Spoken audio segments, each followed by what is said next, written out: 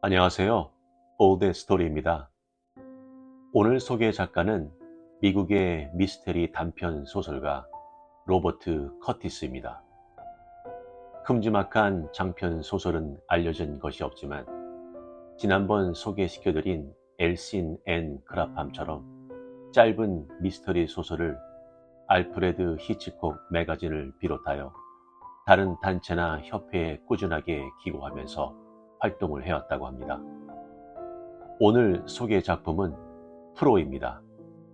어느 한 여성이 호텔에서 강도를 당하게 됩니다. 그럼 어떻게 스토리가 전개되는지 편안한 마음으로 감상하세요.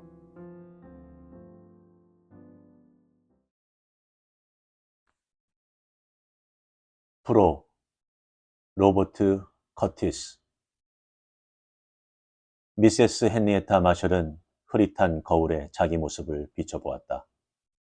거울에 맺힌 영상은 그다지 마음에 드는 것이 못 되었다. 거드를 벗고 목욕 가운을 입어도 넘치는 군살과 늙은 몸매는 감춰지지 않았다. 평소에 낙천적이고 활동적이어서 비에 따위의 감정과는 무관했었는데 뉴욕을 떠나려는 지금은 무어라 말할 수 없는 슬픔에 잠겨 있다. 시내 중심가에 있는 이 비즈니스 호텔과는 40년 동안이나 알고 지내왔으니까 호텔 분위기가 침울해서 그런 것도 아니었다. 미세스 마셜은 아이오와주의 작은 마을에 있는 자택에 있을 때보다는 여행을 하는 편이 더 많았다. 그러니까 전국 어디에서나 흔히 볼 수 있는 이런 호텔을 전전하면서 지내온 셈이다.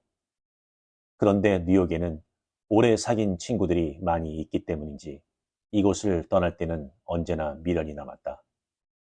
미세스 마셜은 한참 동안 추억에 젖어 있다가 중얼거렸다. 그래도 은퇴하려면 아직 10년은 남았어. 그녀는 방 안 구석구석을 둘러보다가 떨어진 샌드위치처럼 침대 위에 벌렁 드러누웠다. 짐을 챙겨 넣던 여행 가방에 시선이 멈추자 깊은 한숨을 쉬었다. 시계를 보니 오전 11시 45분이었다. 내일 아침까지는 업무 관계로 시카고에 돌아가야 한다. 미세스 마셜은 다시 거울 앞에 섰다. 바로 그때 도어의 손잡이가 돌아가더니 천천히 문이 열리는 모습이 거울에 비쳤다. 30살가량의 마르고 혈색이 좋지 않은 남자의 모습이 나타났다. 미세스 마셜이 방을 잘못 찾았다고 말하려고 하는데 미처 입을 열기도 전에 사내가 냉정한 목소리로 말했다. 조용히 해. 현금과 보석을 내놔. 시키는 대로 하지 않으면 이빨을 몽땅 뽑아버릴 테다. 감당하는 건 없어요. 목욕 가운을 꼭 여미면서 미세스 마셜은 대답했다. 사내는 들고 온 가방을 침대 위에 놓더니 뚜껑을 열며 말했다. 꿈을 대지 말고 핸드백을 이리 가져와. 미세스 마셜은 시키는 대로 했다. 사내는 그녀의 여행 가방을 재빠르게 뒤지면서 왼손으로 핸드백을 받았다. 여행 가방 속에 감나가는 것이 없자 화를 내며 핸드백 안에 물건을 침대 위에 쏟아놓았다. 그 모양을 미세스 마셜은 어쩔 수 없이 바라만 보고 있었다. 사내는 지갑을 들고 안에 있는 돈을 세어보았다. 250달러라. 당신도 똑같구만.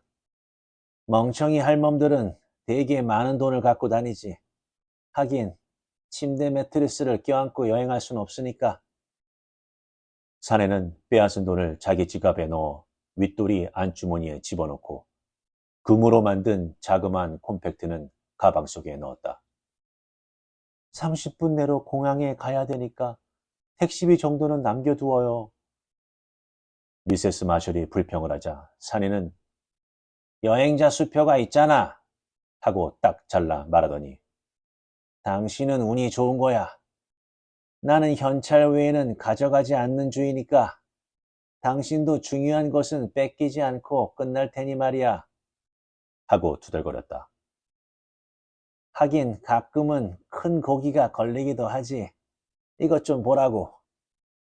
사내는 가방을 열어보았다.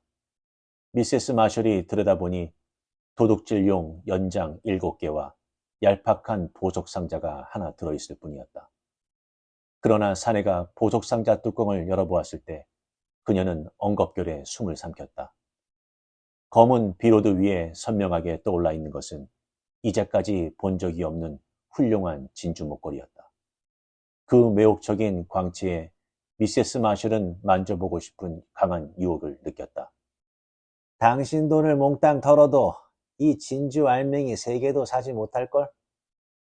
사내는 입가를 실룩거리며 웃더니 보석 상자를 닫고 가방 뚜껑도 닫았다. 그리곤 경대로 가서 서랍을 뒤져보더니 아무것도 찾지 못하자 투덜댔다. 정말 믿을 수가 없군. 보석 하나 가진 게 없다니. 내가 가진 걸 몽땅 빼앗았잖아요. 그만하면 충분하잖아요. 미세스 마셜은 그렇게 말하며 벽장 쪽을 살짝 훔쳐보았다. 그 눈동자의 움직임을 사내가 놓칠 리가 없었다. 그는 성큼성큼 벽장으로 가서는 안에 걸려있는 옷을 하나하나 한쪽으로 치워가며 조사했다. 마침내 카미오 브로치를 찾아냈다. 그는 브로치를 옷에서 떼어내려 했지만 고리핀이 좀처럼 빠지지 않았다. 사내가 브로치와 씨름하는 사이에 미세스 마셜은 슬금슬금 침대 쪽으로 다가가서 그 위에 놓인 가방을 살짝 만졌다. 그와 동시에 사내는 브로치 핀을 억지로 비틀어 고리에서 벗기고는 힘들여 획득한 브로치를 주머니에 집어넣었다.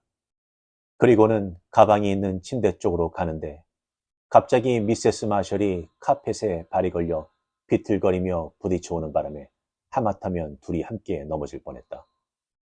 어머, 미안해요. 미세스 마셜이 사과했다. 바보 같으니. 사내는 화를 냈다. 이제 그만 가봐야겠군. 10분 이내에 전화를 걸거나 소리를 지르거나 했다가는 이번에는 사과 정도로 끝나지 않을 거야. 미세스 마셜은 그가 남기고 간 말을 감히 거역하지 않았다. 사내는 비상구를 통해 단숨에 계단을 내려가서는 누구의 의심도 받지 않고 호텔 로비에 붐비는 사람들 틈에 끼었다. 거기서부터는 여유 있게 회전문을 통과해서 렉싱턴 거리의 한낮의 인파 속으로 모습을 감추었다. 그로부터 30분 후 그는 3번가 90번지 있는 아파트의 엘리베이터에 올라 있었다. 4층에서 내려 자기 집으로 들어가서 소파에 털썩 주저앉았다. 잠시 휴식을 취하며 여느 때보다 실적이 좋은 오전 중의 수확을 이제부터 천천히 음미할 수 있다는 즐거움에 싱글벙글했다. 이럭저럭 기분이 가라앉자 그는 작업에 들어갔다. 가방에 걸쇠를 벗기고 뚜껑을 연 순간 사내는 자신의 눈을 의심했다. 이어서 신음소리가 흘러나왔다. 자신의 도구도 금 콤팩트도 진주 먹거리가 들어있는 보석 상자까지 모조리 사라져버린 것이다. 그 대신 표지가 검은 책이 한 권 들어있을 뿐이었다. 사내는 한동안 완전히 넋이 빠졌다가 이윽고 정신을 차리고 목걸이는 호주머니에 넣었음이 틀림없다고 생각했다. 주머니를 뒤지는 동안 식은땀이 흘러내리기 시작했다. 목걸이뿐만이 아니라 지갑까지도 없어진 것이었다. 당황해서 다시 가방 속을 들여다보았다. 검은 책을 끄집어내서 표지를 보니 기드온 협회에서 발행한 성서였다. 책장을 넘기니 표지와 첫 페이지 사이에 두터운 종이가 끼어 있었다.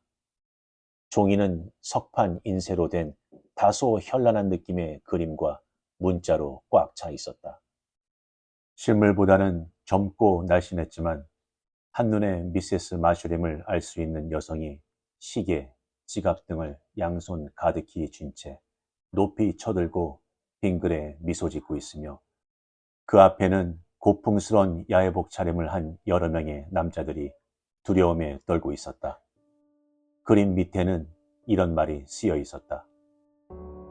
특별 공연 미국 제일 신비의 마술사 마담 헨리에타 마셜 좌석 예매 중.